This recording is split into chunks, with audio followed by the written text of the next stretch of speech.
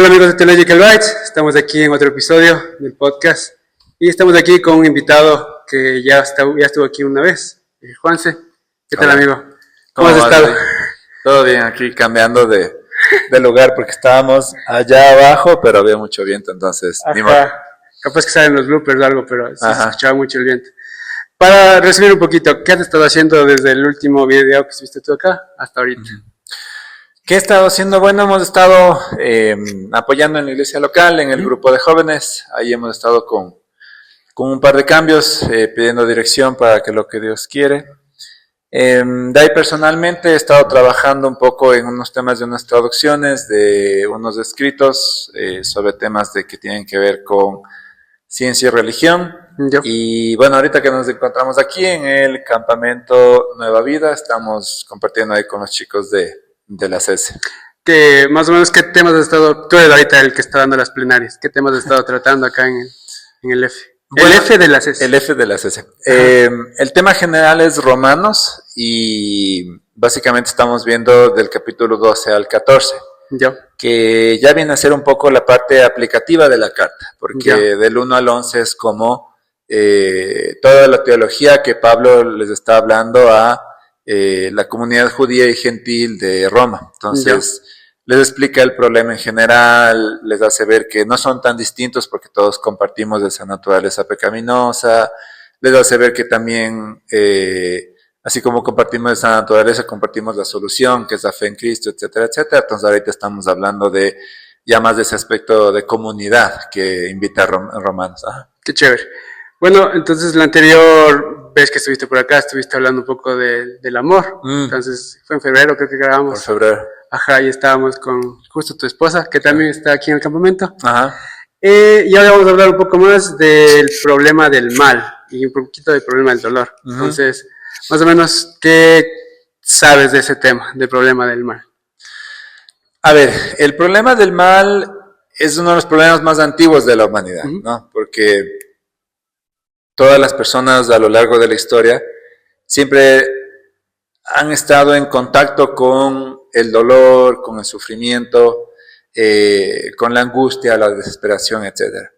Entonces, una de las, llamémoslo, las preguntas vitales que se espera que cualquier cosmovisión responda es justamente cómo hacemos sentido de una deidad o muchas deidades, como es en el caso del hinduismo o lo que sea, frente al problema del sufrimiento. Ajá. Entonces, en este caso, obviamente, el cristianismo también trae sus respuestas y trae la manera de cómo resolver, digamos, esta incógnita, ¿no? Porque verás, justo ahorita que tú mencionas eso, ¿cachas quién es Harari? El Yuval Noah Harari. Me suena. Es un historiador, ya. Y justo se hizo famoso por un libro que escribe que se llama Sapiens. Ah, ya. Él. Entonces, no me acuerdo en cuál de sus 3 libros que tiene famosos, él habla un poco de esto del problema del dolor. Y él dice, él es ateo, entonces él dice tienen como mucho conflicto las religiones con ese tema. Sí. Y él dice, se dan muchas vueltas e inventan muchas teorías alrededor de eso para no afrontarlo directamente, de que existe el dolor. Sí. Entonces él dice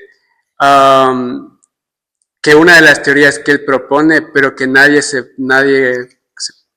¿cómo sería? Se pone los pantalones para decir yo voy con esta teoría. Él dice la teoría es que existe un Dios que es perverso y le gusta hacer el mal, o sea, le gusta ver sufrir a su creación. Entonces él dice como, no hay una religión que diga eso, como que un Dios perverso que permite el dolor, más bien hay un Dios bondadoso. Y nosotros le damos como sentido a ese dolor de alguna forma. Entonces, no sé, ¿qué opinas tú de que tal vez exista una teoría así de que un Dios perverso que permite que haya dolor en su creación? O sea, creo que depende a qué cosmovisión te refieras, podría tener más o menos sentido, ¿no? Entonces, por ejemplo, si hablamos de mitologías como la griega, la egipcia o la nórdica, ellos sí tenían personajes malvados en los panteones de sus dioses. Hades, Set, Loki, etc. Entonces, tendría sentido ahí, sí. Pero claro, por lo menos las religiones monoteístas, creemos que si es que Dios existe, Él debe ser necesariamente bueno. Entonces ahí ya no va el punto de tener esto como una posibilidad, ¿no? Ya. Sino que tenemos que hacer sentido de un Dios bueno que permite que exista la maldad, ¿no? Ajá. Y obviamente, como tú dices, ¿no? O sea, o por lo menos dentro del cristianismo, sería un error tratar de darse las vueltas por esto y no afrontar que, ok, creemos que existe un Dios bueno, pero también reconocemos que existe la maldad, ¿no? Ajá. Y no creer que, por ejemplo, es una ilusión, ¿no? Como, por ejemplo, han tomado esta decisión los budistas, ¿no? Porque para ellos la vida es una ilusión en sí. Entonces ellos obviamente se zafan de esto diciendo, no, es que esta vida es transitoria y uno tiene que salir de este ciclo constante de reencarnaciones para lograr salir de la ilusión, ¿no? Entonces, obviamente ese no es tampoco nuestro camino, porque nosotros no creemos que esta vida sea ilusoria, simplemente creemos que es una porción chiquita de lo que vamos a vivir eternamente, ¿no? Me acuerdo también en el libro de Luis, que se llama El problema del dolor. Él, en la introducción, él dice algo así como... entonces, en la introducción de este libro del problema del dolor de Luis, él dice un poco de... Yo voy a dar una teoría que yo tengo, dice. Pero incluso puede ser que solo se quede en palabras, dice. O sea, no... Tal vez no es algo que... No sé si vaya hasta el final con esta teoría, porque dice... Toda mi teoría se puede caer en el momento en que me duele la muela y empiezo a sentir dolor y dejo hasta la teoría a un lado porque me está doliendo la muela. Entonces él dice como, apenas sienta el dolor muy fuerte, yo sé que, no acuerdo si dice lloraré como un niño porque voy a sentir dolor o solo saldré huyendo y mi teoría se quedará en el suelo o algo así. Entonces, ¿crees que, o más bien, qué tan importante crees tú que es el dolor? Para los cristianos, para el ser humano, o no es importante, o sirve para algo, no sirve para nada.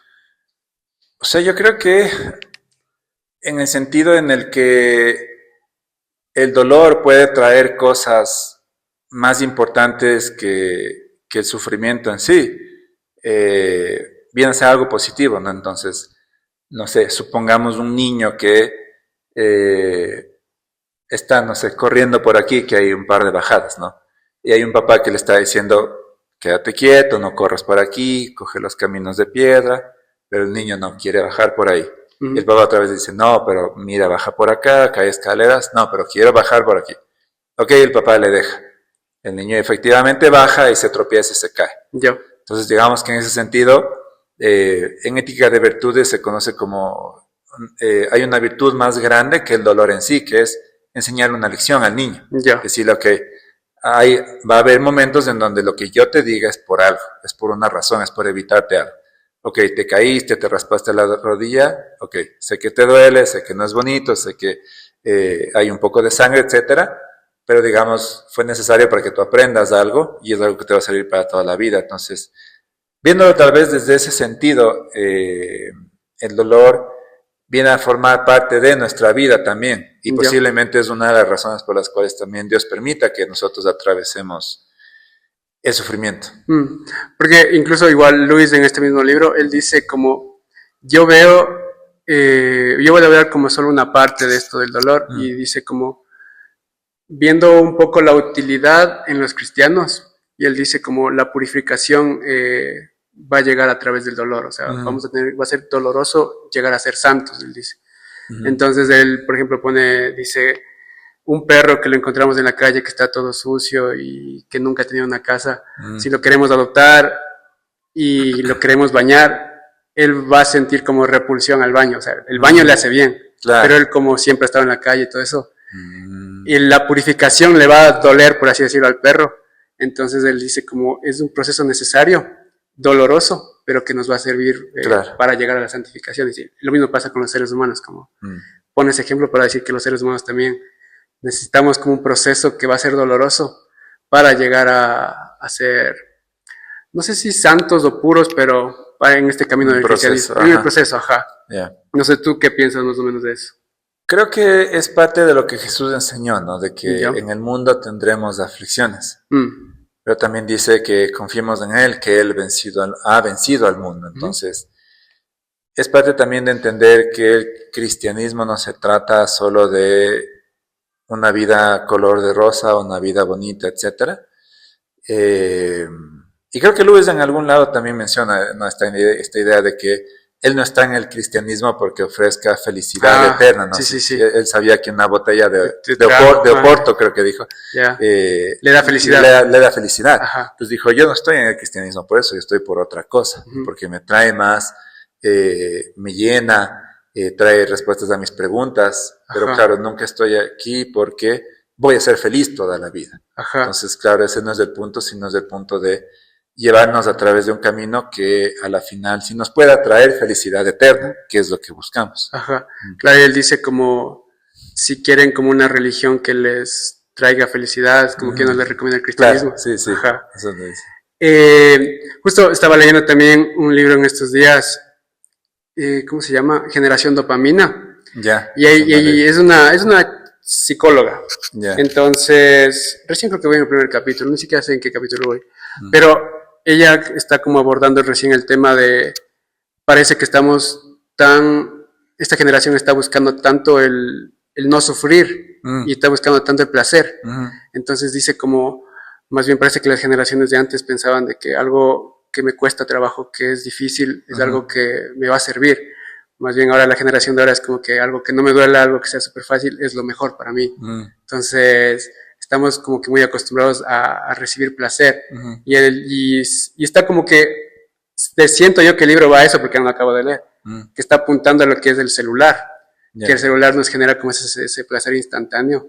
Y ella dice como, no nos damos cuenta que el exceso de placer también nos va a causar dolor al final. Dice, estamos huyendo del dolor, pero al final por eso mismo es que estamos recibiendo más dolor, que no nos damos cuenta. Entonces, ¿qué piensas tú? ¿Como la generación de ahora está huyendo como del dolor o sigue igual que antes? No sé, ¿qué piensas? Hay una correlación entre lo que dices con la época en la que vivimos, porque vivimos en una época de cosas instantáneas, ¿no? Es decir, yo aplasto un par de botones de mi celular y en media hora tengo una hamburguesa en la puerta de mi casa, ¿no? O yo abro mi laptop, pongo una aplicación y puedo hablar con una persona que está en China, ¿no? O yo hago una llamada y en 15 minutos está una medicina que necesitaba en mi casa, yo qué sé. Entonces, creo que esta idea de la inmediatez y lo que tú acabas de decir sobre esta generación nos está llevando a querer y a creer que todo en la vida es así, que todo en la vida es como una aplicación de Rappi o un Uber, que en 10 minutos ya tengo un taxi en mi casa, lo que sea. Y esto crea una especie de ilusión de creer que porque yo puedo hacer esto, también puedo aplicarlo en las otras áreas de mi vida, ¿no? En la sentimental, en la financiera, en la familiar, etc. Y lo que dice esta autora, que aunque no la he leído, sí hace sentido, porque a la final muchas decisiones que hoy tomemos van a repercutir en nuestro futuro. Y claro, muchas personas que hoy en día están en ese camino de la inmediatez, de las cosas rápidas, de no querer pasar por el sufrimiento, al fin y al cabo tú dices, bueno, ¿qué van a hacer de estas personas en 10 años, ¿no? En 15 años, ¿no? Toda esta generación que está viviendo, por ejemplo, yo qué sé, pongamos el ejemplo de ¿no? De chicas de 20 años que en un año empiezan a ganar $5,000, $10,000, $15,000 al mes. Tú dices, bueno, es justamente por querer saltarse todo y decir, ok, ya soy estable financieramente. Yo me pregunto, ok, pero ¿qué estás formando tú que te pueda servir luego para tu vida? ¿O qué vas a hacer tú de aquí a 10 años? Donde al consumidor promedio de ya no le resultes atractiva, porque ya tienes arrugas, porque ya subiste de peso, porque ya se te ven manchas en la piel, yo qué sé. Y además creo que hay como exceso de, no sé si creadoras de contenido, no sé, porque por ejemplo uno, por así decirlo, en videos chistosos, lo que sea, sigue buscando como algo nuevo, entonces puede ser lo mismo que en ese caso, entonces claro. No sigue no hace esa red. No, sí está súper bien, y claro, yo creo que eventualmente vamos a tener un exceso de esto y obviamente la demanda de esto no va a ser tanto. Entonces, nuevamente con este ejemplo, ¿no? Es como, de aquí a 10 años, ¿qué vamos a hacer con toda esa generación que se dedicó a este contenido para adultos? Es como, es una generación inútil, que no aprendió a hacer nada en su vida, que la plata le cayó al mes, que empezaron a ganar más que gerentes que pasaron 20, 30 años trabajando de 6 de la mañana a 6 de la tarde, o sea, entonces claro, tú dices, ¿qué vamos a hacer con una sociedad de gente que sabe frente a una cámara o gente que, por ejemplo, yo qué sé, que se pase jugando videojuegos frente a una cámara y solo porque sabe decir chistes a la gente le gusta? Entonces, no estoy menospreciando, claro, el trabajo de los creadores de contenido, obviamente de contenido en general, ¿no? No estoy totalmente en contra del contenido para adultos, pero no estoy menospreciando eso porque sé que hay gente que ha logrado hacer trabajo digno de eso, buenas personas que hacen reviews o trabajan de eso haciendo publicidad, o sea, chévere, eso yo creo que no hay ningún problema. Pero es toda esta otra generación que aprendió a vivir del dinero fácil y se saltó el proceso. Entonces, claro, de aquí en 10 años, en 15 años, yo me pregunto y digo, ¿qué van a hacer esas personas cuando estén sufriendo, cuando ya los ingresos no les beneficien, o tal vez cuando ya tengan hijos e hijas y los hijos se den cuenta de lo que hicieron antes o les pidan hacer algo y no van a poder ayudarles? Es como, claro, ahí tiene sentido de que va a venir etapas de dolor y de sufrimiento, pero es porque ellos se saltaron todos los pasos que un ser humano común debe aprender a lidiar, y tarde o temprano vienen las consecuencias de no haber hecho lo que hiciste cuando debiste. Creo que también ese tipo de, bueno, más bien no sé si fenómeno está pasando por el hecho de también de que esta generación busca entretenerse. Entonces también por eso es como que lo que tú dices, personas que pueden llegar a ganar miles de dólares, que sé yo, un mes. Porque hay también ese público que busca entretenerse y demanda. Busca, entonces creo que responde también a eso, al público que lo está buscando.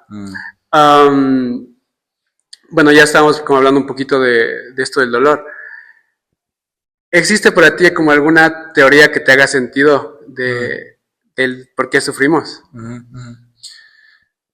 A ver, dentro de la literatura, llamémoslo, hay un núcleo central de diferenciaciones que, obviamente desde el cristianismo, ¿no? Porque en otras religiones cambia, pero hay un núcleo central de ideas y de diferenciaciones que son importantes para justo responder tu pregunta.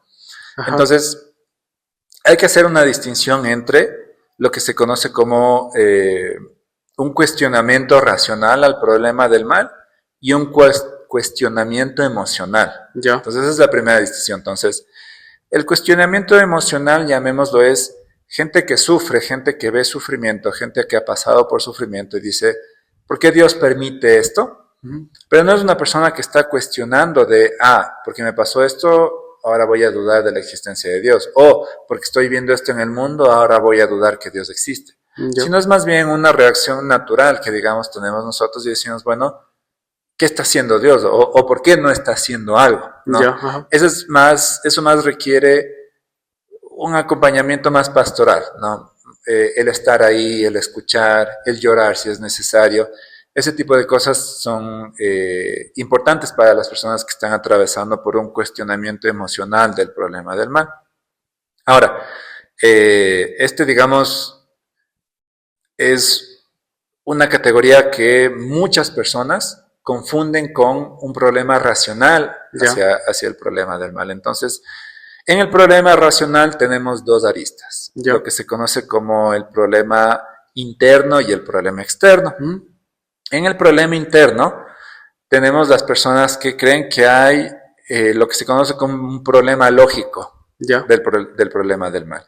Cuando me refiero a un problema lógico es que las aseveraciones de Dios existe, Dios es bueno, etcétera, no puede coexistir con la aseveración de que existe el mal y existe el sufrimiento, ¿no?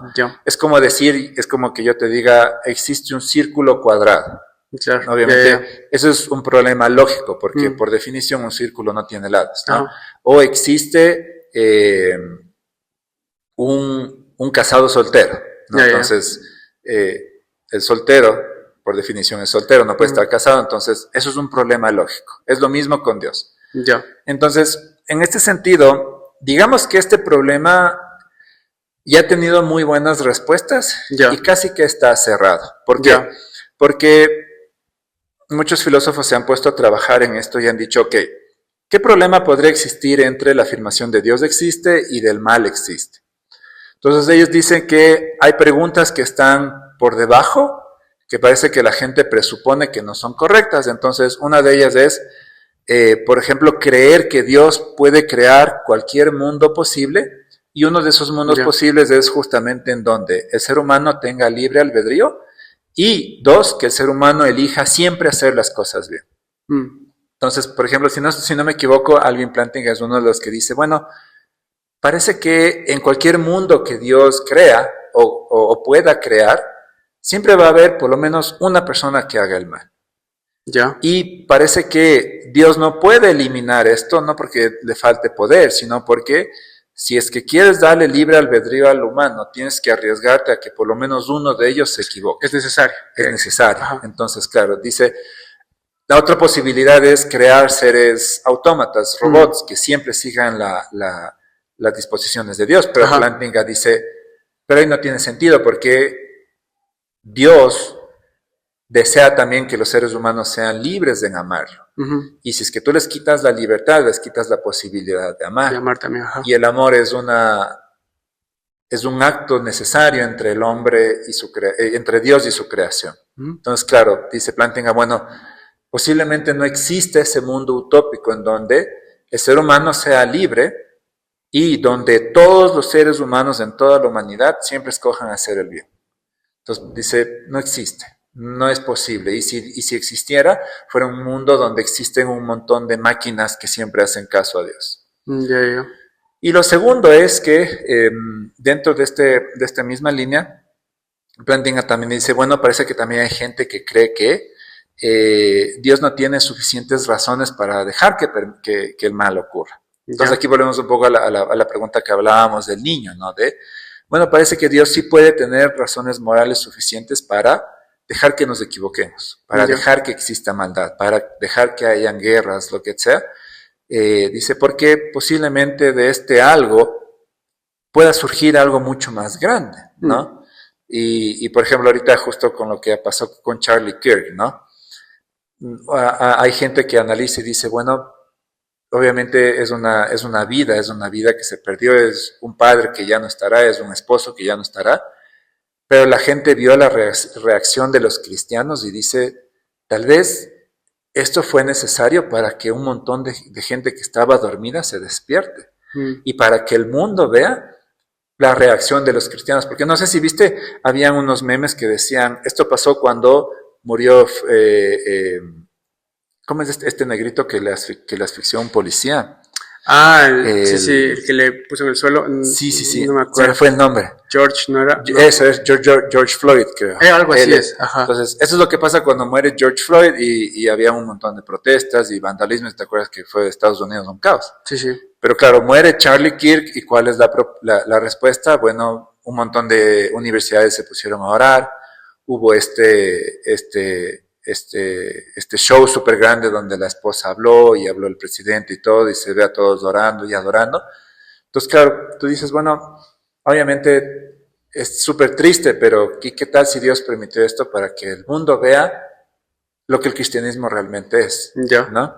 Entonces, por ese lado, digamos que el problema lógico se empieza a desmoronar. Incluso hay filósofos como Peter Baginwagen que dicen que ya está resuelto, es decir, no nos afecta. Pero hay otra arista que es justamente dentro del problema interno del mal, que es, ok, ya no digamos que es un problema lógico, sino que es una posibilidad. Es decir, el ateo o el escéptico lo que hace es un poquito bajar la categoría y decir, bueno, yo veo tanta maldad en el mundo, entonces parece que no es tan posible que Dios exista dado el nivel de maldad en el mundo.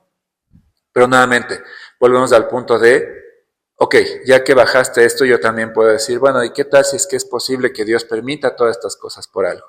O qué tal si es que nosotros desde nuestra vista limitada del mundo y desde nuestra corta vida aquí, qué tal si no vemos el panorama más grande y Dios a la final usa cada una de estas tal vez muertes innecesarias o vidas que se pierden o sufrimiento, etcétera. ¿Qué pasa si tal vez Dios usa todo esto para un plan maestro, ¿no? Entonces, hay nuevamente, digamos que se tiene una respuesta a esto. No se dice que ya está cerrado, porque claro, sigue habiendo discusión, pero está esto. Y la última arista es lo que llamamos el problema externo del mal, que básicamente te dice, ok, ya no hablemos del problema lógico, ya no hablemos de la posibilidad, hablemos simplemente de que parece que hay mucho mal innecesario afuera. Y como hay mucho mal innecesario, yo tal vez concluyo que no existe Dios. ¿Por qué? Porque si existiera Dios no habría ninguna cosa que salga de su soberanía y por lo tanto no habría mal innecesario. Entonces, con mal innecesario me refiero a muertes que parecen no necesarias. O sea, en este sentido lo que va a hacer el escéptico del ateo es decir, ok, parece que estas son muertes que Dios no puede usar ni va a usar, ¿no? Entonces, ¿para qué lo permite? Pero nuevamente entramos en el punto de, pero ¿y por qué vamos a pensar que Dios no puede usar nada de esto? Sí, tal vez nosotros no tengamos las respuestas tal vez no veamos ni siquiera lógico eso, ¿ya? Pero eso no implica que Dios no tenga un porqué. Y eso no implica que Dios, desde su soberanía, no vea un porqué. Obviamente, esta es una respuesta un poco más cruda, digamos, un poco más fría, pero es justamente porque estamos lejos del problema emocional. Estamos tratando de solventar si es que el problema del mal realmente afecta, digamos, la existencia de Dios. Entonces, digamos que este es un resumen súper cortito de cómo responde el cristiano a esto, y claro, creo que hay muchos teólogos y filósofos que han propuesto estos caminos, estas vías que dan una respuesta a esto, ¿no? Dan una respuesta a esta incógnita. Ya, verás, tocaste un tema que justo ayer estábamos viendo, si es que lo topábamos, esto de los mártires. Y sí, siento que al menos, para mí al menos, sí le da bastante peso a una, ¿qué será? No sé si teoría o alguna, a una voz o alguna, se me fue la palabra. Cuando tienes como un cuestionamiento. No como un cuestionamiento, sino cuando alguien lidera algo, cómo es su pensamiento y los demás le siguen. ¿Cómo sería su teoría? No sé, teoría. Bueno, cuando alguna persona defiende algo con sus convicciones y demás, entonces, al menos para mí, sí tiene más peso si esa persona va hasta el final, o sea, hasta la muerte, con esas convicciones. Entonces, siento que también a muchas personas les hace sentido eso, de que, por eso es que los mártires parece que tienen mucho peso y mucho, incluso tal vez se los pueden como ser como unos ídolos, los mártires como tal. Pasa con esto de Martin Luther King Jr., no sé si incluso se podría decir que Jesús mismo llega a ser un mártir, y tal vez por eso, no digo que sea la única forma por la que llega a repercutir tanto el cristianismo, sino más bien puede ser que alguien sí lo vea como un mártir que tal vez sí fue hasta el final con sus ideales, y también le da más sentido de que sí fue verdad lo que dijo. Kirk puede haber sido también, yo no le conozco mucho, pero tal vez puede haber sido. Al menos a mí el que más me resuena es de Bonhoeffer. Bonhoeffer, que estuvo en la Segunda Guerra Mundial, y él sí fue como bastante perseguido por los nazis y demás. Y claro, él incluso muere en un campo de concentración, todo. Entonces, al menos para mí sí le da más peso de que una persona vaya con sus ideas hasta el final. Y siento también de que muchas personas lo ven así, como que tiene más peso esa persona. Y claro, por ejemplo, Bonhoeffer criticaba bastante la iglesia, como que él decía, como es por su culpa a la iglesia de ese tiempo, como es por su culpa que mucha sangre se ha derramado en este país, como se quedaron callados cuando debían haber hablado, no dijeron nada. De las muertes que han estado pasando en este tiempo, también es su culpa, le dice como a la iglesia. Es como que a mí sí me da como más peso saber que él creyendo eso fue hasta el final. O sea, no es como que llegó un tiempo y dijo, no, ¿sabes qué? La iglesia estaba bien, o me arrepiento de lo que digo. No, sí. fue hasta el final. Incluso tiene como poemas, más bien un poema que se llama ¿Quién soy? Y ahí como que relata él como todo el miedo que siente y también cómo le ven el resto, como el resto le ve todo como muy fuerte, muy imponente, pero él dice yo me estoy muriendo de miedo por dentro y es como que la dualidad del man, así como se sentía. Entonces, no sé, ¿tú qué piensas? ¿Crees que un mártir sí le da como más valor a sus ideales o lo que tú decías, como que parece que mucha gente se puso a orar con esto de Kirk, parece que iglesias se pusieron a orar, parece que también muchos se pusieron a cuestionar de qué mismo decía Kirk, ¿será que sí, será que no? Entonces, ¿qué opinas de eso? O sea, bueno, yo justo de esto hablaba con unos amigos hace o sea, justo cuando pasó lo del Kirk, y decíamos, bueno, ¿quién tenemos por mártir, no? O sea, entonces, y a la final llegamos a la conclusión de que no hay una definición exclusiva de mártir, ¿no? Unos dicen, bueno, una persona que muere por sus ideales, ¿no? Otros dicen, bueno, no, es una persona que muere necesariamente por unos ideales de fe, de religión, ¿no? Otros dicen, bueno, tal vez no es necesario eso, tal vez simplemente alguien que lo mataron por defender un concepto, una idea, algo que quería. Entonces, en ese sentido, claro, no sé, pongamos el ejemplo de Kirk, ¿no? Muchos lo catalogaron de mártir y no estaría tan en desacuerdo esto porque, claro, unos dicen, no, es que Kirk dentro de sus ideales tenía nociones muy extrañas como un nacionalismo extremo, por ejemplo, ¿no?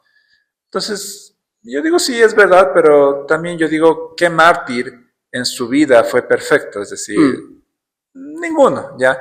Y claro, unos dicen, no, pero Jesús sí fue perfecto. Y yo digo, bueno, sí, es verdad, pero no sé si usaría la categoría mártir para Jesús, porque Jesús muere por su creación, ¿no?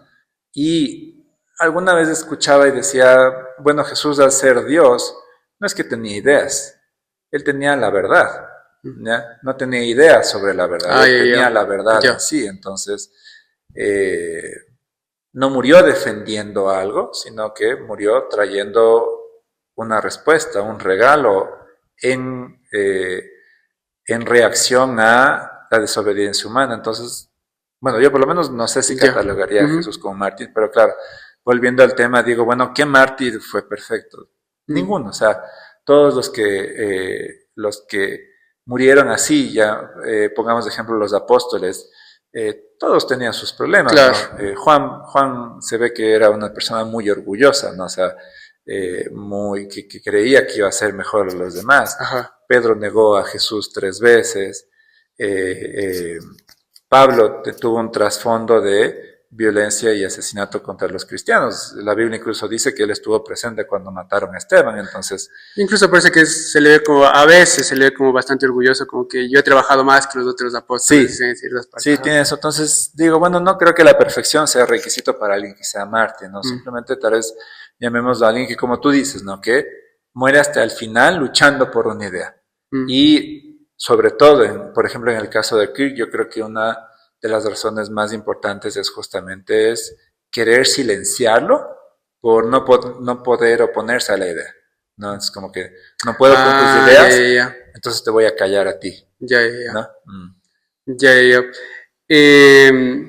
Porque me acuerdo, creo que a veces sí le veo como bastante fuerte una frase que dice Luis, ni siquiera recuerdo el libro donde lo dice, que él habla de que parece que el espíritu de los cristianos se desarrolla más o se ve más a flote en ciertas circunstancias. Entonces la frase es como, él dice, al guerrero o al soldado, más bien, al soldado se le ve su espíritu de guerra o su espíritu combativo en una guerra. No se lo ve cuando está todo en paz, todo tranquilo, no se lo ve, o sea, no está haciendo nada, es solo un soldado. Y dice también, a un cristiano se lo ve en los tiempos de mártir, o sea, siendo un mártir. ¿Por qué? Porque tiene que llevar como que eso hasta el final, o sea, ahí se ve si es que tiene fe o no. Eso dice Luis. A veces lo veo como que muy fuerte, como que parece que quiere que todos seamos mártires, no sé, entonces lo veo así. Pero, ¿crees tú que se endiosa demasiado a los mártires del cristianismo o no? Más que endiosarlos, yo creo que hay veces en donde ponemos demasiada fe en lo que alguien hizo, ¿no? Ya. Entonces, justamente el tema de Kirk, ¿no? O sea, yo espero que esto pase, pero que también los cristianos se den cuenta que el mensaje mismo del Kirk no fue síganme a mí, sino sigan a Jesús. Y lo que yo creo es que a los mártires les debemos dar su lugar en la historia, que fue, que es más bien el de ejemplos a seguir en temas de valentía, en temas de muchos, por ejemplo, se los reconoce también porque fueron oradores excelentes, como Martin Luther King, por ejemplo, que se mandó discursos geniales. Entonces, eso es como aspiraciones que uno debe tener en pos de ser mejor, ¿no? Pero ser mejor ¿para qué? No para terminar como ellos o no anhelar, digamos, tener esa gloria humana, ¿no? Sino simplemente es como, bueno, los vemos como ejemplos de cristianos que a la final terminaron sus días defendiendo lo que ellos creían correcto y defendiendo el evangelio. Ajá. Chévere. Sí, sí. Tal vez a los que están viendo esto, tal vez recomiendas como algunos libros de autores para abordar todo este tema del mal, del dolor, o ensayos. Sí, verás, como, bueno, no lo dije aquí, creo que lo dije cuando estaba abajo en la laguna, pero el libro es de Fundamentos Filosóficos para una Cosmovisión Cristiana, es muy bueno. Tiene, o sea, es digamos un término medio, ¿no? No es un libro básico, pero tampoco es un libro que si lees te vas a demorar mucho en entender. Entonces, justo tiene al final un capítulo sobre el problema del mal, que creo que es bastante digerible. Plantinga del autor. No, ese lo escribieron J.P. Morland y William Lane Craig. Ya. Ajá. Entonces tienes ese, el de Plantinga, digamos que es un pasito más. Ese es un poquito más complicado, pero también tiene un montón más de información. Se llama God, Evil and Freedom. Es Dios, libertad y maldad. Ajá, y incluso creo que ya está en español. Ah, ya está en español. Sí, ya está en español, sí. Y hay un libro que también yo leí que también es muy bueno, que se llama The Beans Vitale, y se llama ¿Por qué el problema del sufrimiento del mal? Ese también es un muy buen libro. Entonces, por ahí podrían iniciar, ajá. Chévere. A ver, no sé si quieres tratar algún tema más antes de terminar, o crees que ahí está bien. No, creo que hemos dado como una pincelada general a todo, dado una introducción general a todo y explicado un poco por qué creemos que el cristianismo sí ha dado una buena respuesta a este problema, ¿no? Eso, tal vez de tus redes que hablamos de abajo y no hablamos de aquí. Un poquito de cuéntanos de eso para ya ir terminando. Bueno, tal vez ustedes saben, el Edi sabe que yo empecé mis redes como Fe Razonable, pero cuando empecé en TikTok, que fue un tiempo después, yo decía a Edi que esta red la empecé con otro nombre justamente por la naturaleza de esta red. Esta red es un poco más, yo sí la llamaría un poco más hostil. Hay más variedad también de pensamiento ahí, el algoritmo es un poco más extraño en ese sentido. Y yo decidí empezar con otro nombre, que es el del pez en la canasta ahí. Entonces, justamente por esta idea de, bueno, como voy a estar respondiendo comentarios y videos y eso, la idea es que más que una respuesta, digamos, ministerial, para que no se tome el nombre de, él está respondiendo por Fe Razonable, es como, no, voy a estar respondiendo por mí, por lo que yo creo. Ahora, claro, no significa que sea una respuesta totalmente diferente a lo que diría alguien Fe Razonable, pero es la idea. Entonces, decidí hacer eso, y hace unos meses ya decidí más bien consolidar todo como quien diría, en un solo nombre, para no tener diferentes nombres por aquí y por allá. Entonces más bien dije, bueno, voy a cambiar todo al pez en la canasta para que ya sea como que algo homogéneo y bueno, eso no significa tampoco que me desdigo de Fe Razonable porque sigo ahí apoyando. ¿Qué significaba el pez en la canasta? El pez en la canasta viene de la vez que Jesús, bueno, las veces que Jesús dio de comer a las multitudes. Entonces la idea es que así como Él multiplicó los panes y los peces, la idea es que es que se pueda multiplicar aquí las ideas, los pensamientos, este tipo de cosas. Chévere, súper bien. Entonces, estás en TikTok, Instagram y Facebook. Y en YouTube. Ya, aquí les vamos a dejar las redes sociales para que lo vayan a seguir. Chévere. Eso, amigo, muchas gracias por Ya, Eddie. acompañarnos. Entonces ya veremos otro tema también por hablar. Entonces, muchas gracias por estar viendo también esto. Síganos en las redes sociales. YouVersion, TikTok, ¿qué más? Instagram, Facebook, YouTube.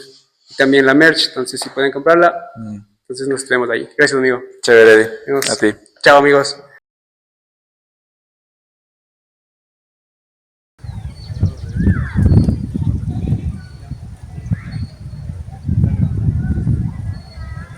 Sí, porque sí se habló durísimo ya. Sí, sí se escucha. Ajá.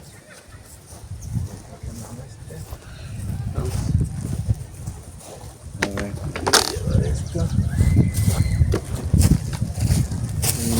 Esta colita me llevaría. Yo le llevo esa, yo le Ya. llevo esta de aquí. Vamos.